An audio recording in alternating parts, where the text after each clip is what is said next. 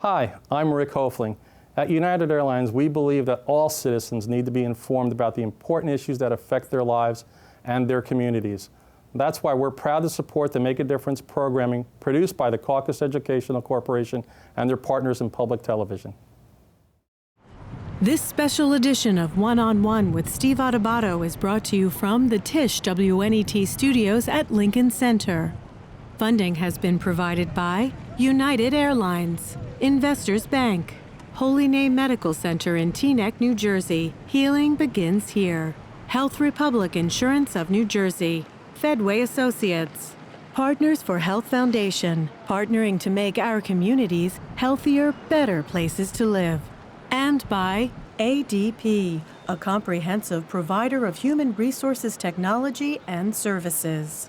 Promotional support provided by The Record, North Jersey's trusted source, and NorthJersey.com. And by New Jersey Monthly, the magazine of the Garden State, available at newsstands. This is One-on-One. I'm an equal American just like you are. The jobs of tomorrow are not the jobs of yesterday. Look at this. You got this? Here it is, man. Look at that. Life without dance is boring. When you first heard that they were doing Charlie Rose and Gayle King, didn't you go, what? Do you enjoy talking politics? No. People call me because they feel nobody's paying attention. Our culture, I don't think, has ever been tested the way it's being tested right now. Such a good question. High five. Larry Wilmore is the host of the nightly show with Larry Wilmore on Comedy Central every night at 11:30. How much fun do you have? So much fun. I mean, every night. It's not only fun on the air, it's fun before we get on the air because we have such a great writing staff and producing staff, and we just make each other just laugh all day long. So that's pretty much what it's like. You know, I'm just sitting there looking at that clip, and the people who come on, I think to myself, you must have a great team. You have a lot of fun. Yeah. But I just saw, if I'm not mistaken, Rand Paul. Yeah. He's not fun. He's not fun. Rand Paul thinks he's funny. No, that's scary. It's very scary, and scary makes it fun for us. Oh, come on. So you're not, he's not laughing. Oh, hold on. Wait a minute. So you're not laughing with him, but rather at him?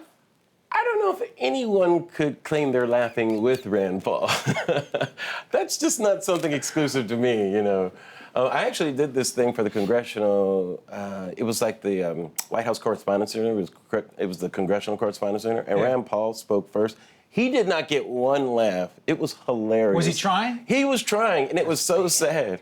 It was really, really sad. You know what's bad like that, too? And he spoke for like 10 minutes. Just if you're going to, well, never mind. In PBS, we try not to do commentary on this side. I understand. But I did do this. I watched, and we'll air this at the end of 2015 and then many times after, because it'll be a good show. Okay. Unless it's not, and we won't. But okay. I noticed when Donald Trump was at the Correspondents' Dinner and they were killing him, I forget who it was. Seth Meyers. It was, thank you, I knew you'd know that. And I think Seth Meyers was great, but what was funnier was Donald Trump not laughing. Yeah, it was hilarious. And in fact, I think Obama zinged him a couple of times too, which is pretty funny.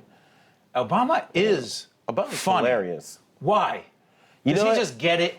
He figured it out. He didn't start off funny. I remember when they had pictures of him bowling in his mom jeans, and like he didn't even know how to respond to that and everything. Oh, I'm sorry. And he takes too long to finish his sentences, but he got it. I think he was doing a dinner with John McCain once, and John McCain was killing it. I mean, crushing it. John McCain is hilarious. He knows how to deliver a joke. And I think Obama learned a lot from that dinner, because after that, he was just really funny. And it's so interesting. Politicians who, no disrespect, Hillary Clinton, not funny. And people who write, politicians who deliver material written by others, there are people who deliver better than others, but that's not funny. No, not necessarily. Like, George Bush was funny, but not on purpose. You know, he was just funny. Whereas, yeah, you're right, Hillary is never funny on purpose or not on purpose. Rand Paul, sometimes funny, but never on purpose. Ben Carson. Ben Carson, always funny, never on purpose. All right. But always funny. Ben Carson is never not funny. Okay, here's my question. He must have been hilarious while he was twin separating, by the way. Yeah. I'm just saying, See, my philosophy here, I'll give my philosophy on Ben Carson. Ben Carson, first of all, he puts me to sleep whenever he's talking, you know. But I think it was probably a tool. If let's say your anesthesiologist shows up late. Go ahead. You're about to separate twins. You can put them to sleep just by talking. Just by talking. It's a skill that came in handy. Well, here's the thing. As we do this program, though, Larry, you know, again, it'll air later. A lot of folks like them. Most of them are white. You say? I don't understand it. I don't know You're if a smart guy. Tell me, because help me understand. I don't know if people understand that means that America may go black to black. I don't know if they figured that through. I don't know if they thought it through the long game. Go ahead. Yeah. I don't think they have, you know. I think they like Ben Carson. He sounds like a black Droopy the dog to me. You know, just, would you believe I want to be president? You know, he just kind of has that kind of approach. And who doesn't like Droopy the dog? So I get it. I get that part. Would he of it, come on your show?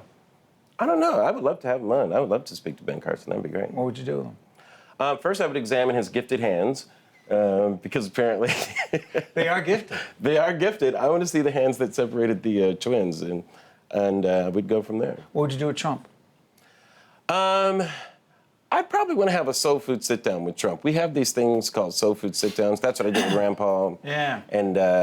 And Bernie Sanders, who, you know, Bernie Sanders' and Soul Food Restaurant was very funny. And I also will say that one of the funnier things, and I don't care when we're doing the show, it'll be funny for a long time, was Larry David doing.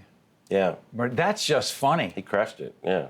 Very He just did. The other person I'm thinking about is Hillary Clinton.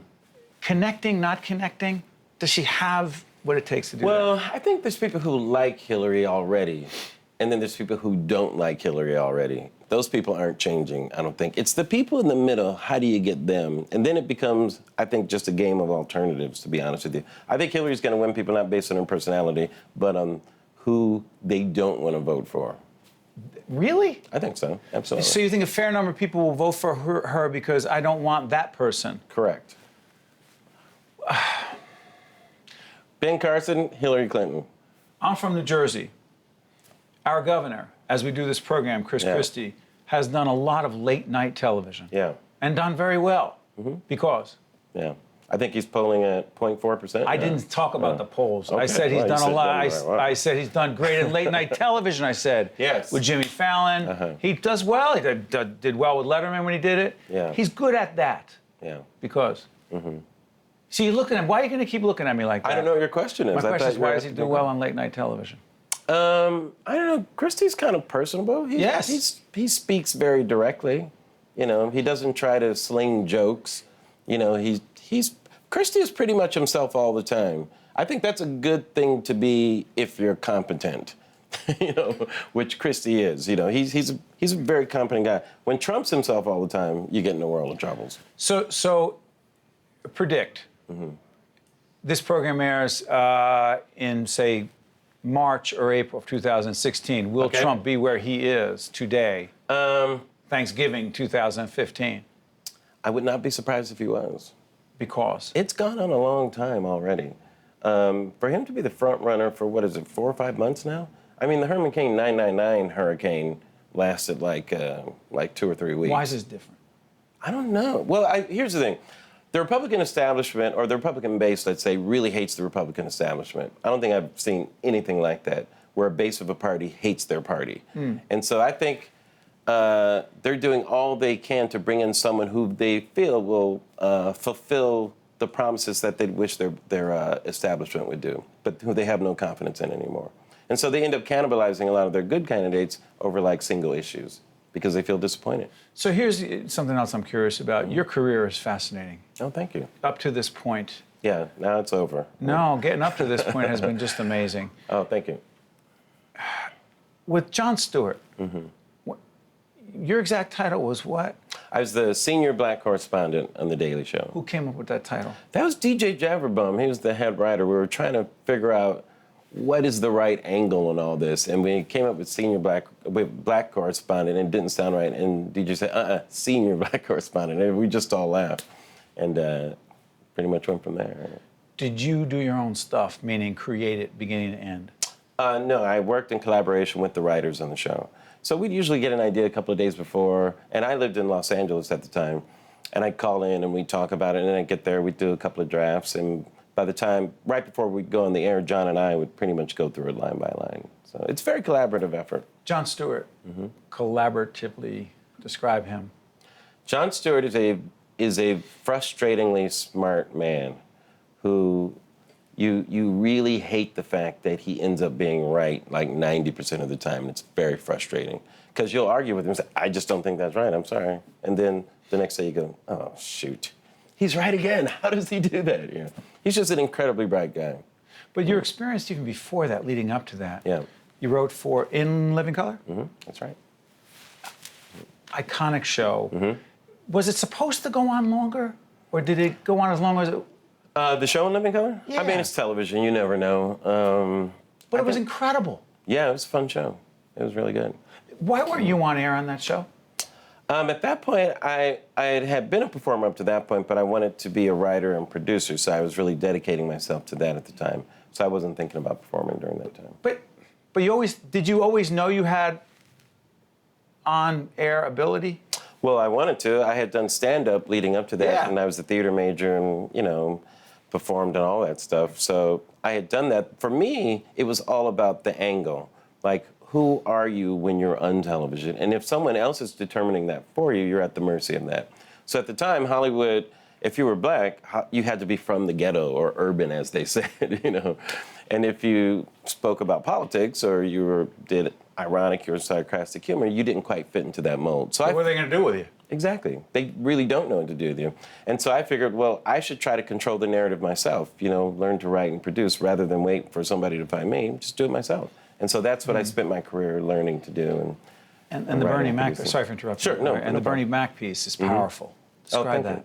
Well, the Bernie Mac show, yes, I was very proud of that. It was a show I created on the Fox network.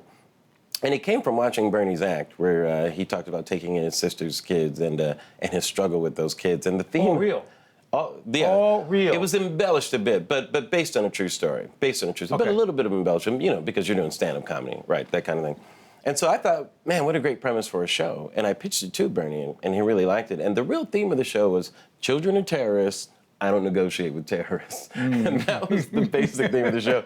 And that played out in every scene. And Bernie was brilliant. His loss is such a big loss, Steve. I got to tell you. When he passed away a few years ago, everybody was really shocked about that. He was a huge talent. Do we even appreciate what a talent he was? I don't know, because he only did a few films that really showed it. You know, he did, you might call some light comedies, you know, but he really shone in some of those ensemble things. Yeah, the like, ensemble stuff, Yeah, right? like Ocean's 11 Yeah. and that kind of stuff, you know. But I think if he had a chance to do some more meatier roles, we could have seen a whole different side of Bernie. The book that you wrote, 08? Yes, Okay. 08 came out in 09. Oh, no. Okay. I'd rather we got casinos and other black thoughts. Very nice. I mean, come on. Great. I mean, That's a nice title. That's a great title. Makes me want to buy it and read it right now. And you said, you told me before we got on the air that title came from a bit. Came from a bit I did on The Daily Show where John couldn't understand why I wasn't so excited about Black History Month. I'm like, John, 28 days of trivia to make up for 400 years of slavery. I'd rather we got casinos, thank you very much. And I thought, man, that sounds like a good title for a book. And so I came up with this idea to have these like someone had collected my black thoughts over the years or something crazy like that. Such as? Well, like I did one like fake essay, In Search of Black Jesus, you know. And I was making the case that not necessarily that Jesus was dark-skinned, but that Jesus was black, you know. And like there are all these reasons why, and making that case for it, silly things like that. There are, I had one thing where I had a series of letters to the NAACP where I was trying to get them to change African American to chocolate. Get out of here. Well, yeah, because I felt, who doesn't like chocolate? That would solve so many problems, you know. It would just, you talk about creating a bridge for people. Bring people together. Yeah. That's what you do, right? And each letter was more frustrating because they weren't, you know, returning my... They didn't get it. They didn't return my queries or anything. I still think it's a good idea, by the way. You love what you do. Oh, yeah. Top absolutely. of your game? Well, yeah, it's hard to look at yourself and say that, but... No, but are you at the top of your game? I feel like things are firing in all cylinders, which is good, you know, and for what I'm doing right now, definitely. Part of that is if you arrive and the moment is correct at the same time, too, you know, and you have the right tools for what it is you're doing. So I feel like I have all the right tools to be doing what I'm doing right now, so in that sense. Well, you're making a lot of people laugh and a lot of people think. It's a scary combination. I appreciate that. Thank you. As you say sarcastically, that's okay. Don't worry about it. Larry Wilmore, host of the Nightly Show with Larry Wilmore on the Comedy Central every night at 11:30. I want to thank you for joining us here on Public Broadcasting. Pleasure. We appreciate it. Stay right there. Stay with us. We're right back from the Tisch WNET studios here in the heart of Lincoln Center. Thank you very much. To see more one-on-one with Steve Adubato programs, visit us online at steveadubato.org. If you would like to express an opinion, email us at info@caucusnj.org. Find us on Facebook at facebook.com/Steve Adubato, PhD, and follow us on Twitter at Steve Adubato.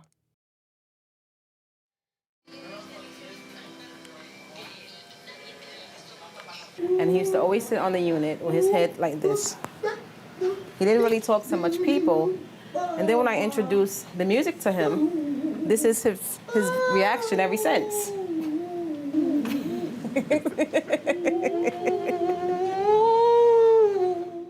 It's powerful stuff. Dan Cohen, founder and executive director of Music and Memory. Dan, what were we just looking at? Well, Henry, 94-year-old man, spent years just really with his head down, non-responsive. And then when they gave him his Cab Calloway music he loved, he just woke up, lit up, not only just became alert, but starts talking a blue streak, and it was really kind of a shock to everybody. Yeah, let's put this in perspective. Music and Memory, founded in what year? 2010 as a nonprofit. With a goal toward? Making personalized music universally available to everybody in nursing homes, assisted living, hospices, hospitals, to improve their time, their day. So what's the deal here, Dan? Music, I was just telling you before we got on the air, some very close family members of mine dealing with some real health issues, cognitive issues. And I've been struck by how powerful music can be on a lot of levels. What is the connection between music and our minds? Well, it's really interesting. You know, most of our senses, sight, smell, and such, just are in a small part of the brain, but brain scans of somebody listening to music shows the whole brain light up. So even as our cognition declines and parts of the brain are ravaged by some form of dementia, a lot of the brain is still functional, especially our emotional system. So someone may not have the memory, but their emotions are there. And when we love music, it's not we're thinking, oh, I like a song. It's because, oh, no, I love that song. And that's still there. So the music we love today, we'll love no matter what happens to our brain, pretty much. So you know, what's fascinating about it is that you've also said that it's important to, and this is really, it's important for everyone to understand this, because there are so many people dealing with issues of dementia. And by the way, clarify dementia and Alzheimer's. Well, there are a number of forms of dementia, and Alzheimer's is the sort of most prevalent. Right. It is important, and you've said this, and it makes so much sense.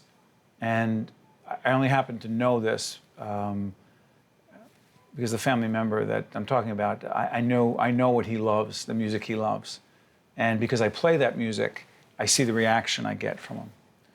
It is critically important to know the music that the family member loves and appreciates and is connected to before it gets to a point where you're not able to distinguish or determine that, correct? Well, that's really the trick. You know, very often in nursing homes, people can't speak anymore, and there's no family around, or they don't remember, but they give them, a certain genre of music. Oh, they're 83, give them big band. No. Just like we wouldn't want to sort of have somebody assign a genre and then pick for us. Oh, yeah, because that was the time that they listened. No, it doesn't work that way. No, it's really got to be specific music that holds personal meaning for them. You know, it's so interesting. Richard Wagner mean anything to you? The music of Wagner? Yeah. He was a certain composer during a certain time, and for my loved one, that's the music. And I also see that in Sinatra. But they're two totally different forms of music, totally different sound, and I see the reaction. And I just sit there and I'm amazed. So when I was getting ready for the show, I thought to myself, there's something here. Do enough people understand that music does in fact have this impact? No, but people really don't realize it, because we all grow up with our own understanding experience with music, so it's hard to accept something else. And that's why I asked a filmmaker, come get a few minutes of this, and that was Henry, who you just saw went viral. It's the most viewed video on dementia globally, to really express Is that right? Hope. Yeah, 13 million views. 13 million views. Why do you think there's been that reaction? Well, there's really no hope. You know, news coverage is always, oh, the numbers are just skyrocketing, the cure is forever away, and it is a terminal illness. But this shows that there is hope to at least improve quality of life, and we don't just abandon them because they have this disease. No, the person's still there, their character is there, their personality is there, and we want to stay in touch with that, and music is a backdoor. So even though you can't talk to them, the music will sort of awaken them, and then they'll start reminiscing and socializing more. You know, very often. It works most of the time pretty well. You've also said that using music from a therapeutic perspective can, in fact, allow us to reduce the use of medication. You know, it used to be, doctors in New York City tell me 20 years ago, 50% of the people with Alzheimer's, they just gave them these heavy-duty antipsychotics. And they learned now that they were really inappropriate, they're off-label use, not to be used except for specific psychiatric diagnoses. So if you don't have a psychiatric diagnosis in the background and you're old and you have Alzheimer's, you should not be on that according to CMS and the Health and Hospitals Corporation. Talk about that. So I'm basically, fascinated by unfortunately, what's happening when somebody can't speak, they get frustrated. When they get frustrated, they get agitated. When they get agitated, Yes. they might strike out and hit someone. And then at we home, don't want that. We don't want that, of course. So the person at home says, "Doc, give my mom something." And so they give them this heavy-duty drug, which kind of deadens whatever's left of their personality. And it does calm them, but it really has these negative health effects, like doubling and tripling mortality rates. And so the federal government's telling all the nursing homes and all the doctors, really just stop using these drugs. And so they're really trying, and they don't realize there's a replacement for it. So the music can be replaced within 100 days. The music can replace the drugs, these antipsychotics, really quickly, half the time, no problem. And the more we know someone's music that they love, the better the rate is. And the more successful we are. So what that means for families who have loved ones at home who are maybe healthy and maybe just a little bit of dementia, learn their music now because that's going to transform the rest of their lives. And you also seem to be saying that the music, for someone who's agitated, who has dementia, and is reacting and striking out, and there are really problems with that, you're saying the music has the potential to calm that person down without having the negative impact or the negative effects of some of these antipsychotics. There's no negative side effect to music. At worst case, it doesn't work. And so, yes, absolutely, we're seeing a drastic resistance in agitation and violence, and less likely people will be injured, and also more likely, if you've told your mom, I told you I'd keep you home forever with me, but I can't handle you anymore, so I have to send you to an assisted living or nursing home. But with the music at home, wow, if the mom's not agitated, and then the spouse is can enjoy their life more. So caregiver stress, it's very hard to be all day, every day with someone who's really difficult, and this helps reduce caregiver stress. In Toronto, they're actually handing out 10,000 iPods to every family where someone's diagnosed with Alzheimer's for free because of the 180 change in impact. It just changes the daily things. Up in Canada? Yeah. Why in Canada? And what do they know that we don't know? They don't know. We know, and we're working on sort of getting the word out here. In Australia, I was just there. They're looking at giving every person who's diagnosed with Alzheimer's disease, give them that iPod fast because it's going to transform their life. There's nothing that works like this. The experts in the field, people are doing this all their lives. The people who are 30 years in Department of Health in different states saying, this is the most effective intervention I've ever seen for Alzheimer's disease. It's not a cure, but it does change that quality of life while you're all alive. Talk about the technology. You keep talking about the iPod part of this. Have iPods revolutionized this? Because you could say, well, say it was 30 years ago or 40 years ago, if not more, you could say, well, here's a cassette. Here's an 8-track, or way back, or here's a record, an album, whatever it is.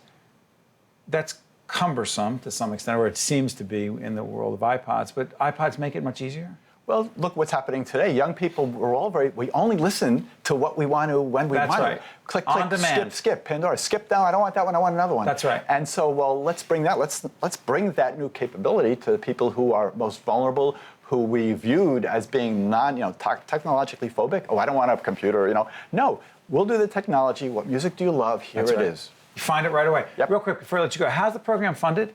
The program is funded from training fees for nursing homes that we train, and the public, we desperately need money and iPods. And on a website, there's a prepaid label. They can just send in iPods. Foundations, kind of thing. How'd you get into this? By accident. On the radio, I heard in 2006 a journalist talking about how iPods are ubiquitous, they're everywhere, and I thought, well, the kids all have them, many of us adults, but in a nursing home didn't seem likely. I Googled iPods in nursing homes, 16,000 nursing homes, not one using iPods that way, and I just volunteered and started doing it as a volunteer. That's how you got into this? Yep. And this whole organization's been created? Yep. You have any sense of how many people have been helped? Tens of thousands. What's it? A few But seconds we want to left. get to millions. You're making a huge difference. So it's in 2,000 nursing homes and other healthcare organizations right now. Every state in the country, Australia, UK, Denmark, Holland, Israel, South Africa. It's got to be rewarding. It's great, but for every 100 people sitting in long-term care right now, 99% typically are sitting around basically doing nothing. So we want to get them all their music, and I need the public's help for this. 99%. And it's cheap. It's very cheap. Dan Cohen, founder and executive director of a really terrific organization called Music and Memory, making a real difference. Thank you so much. Great. Thank you, Steve. One on One with Steve Adubato has been a production of the Caucus Educational Corporation, celebrating over 25 years of broadcast excellence. This special edition of One on One with Steve Adubato is brought to you from the Tisch WNET studios at Lincoln Center. Funding has been provided by United Airlines, Investors Bank, Holy Name Medical Center, Health Republic Insurance of New Jersey, Fedway Associates, Partners for Health Foundation, and by ADP. Transportation provided by Airbrook Limousine, serving the metropolitan New York, New Jersey area. My name is Dr. Jon Stewart. I'm actually the medical director of the Interventional Institute here at Holy Name Medical Center. The peripheral arterial disease actually is extremely common. It's one of the forms of hardening of the artery. As interventional radiologists, we perform minimally invasive image-guided procedures. Generally, the procedures we do are alternatives to what would otherwise be major surgery. Almost 80% of those patients can avoid amputation if they're referred for us for these sort of procedures. Holy Name Medical Center in Teaneck, New Jersey. 1-877 Holy Name. Healing begins here.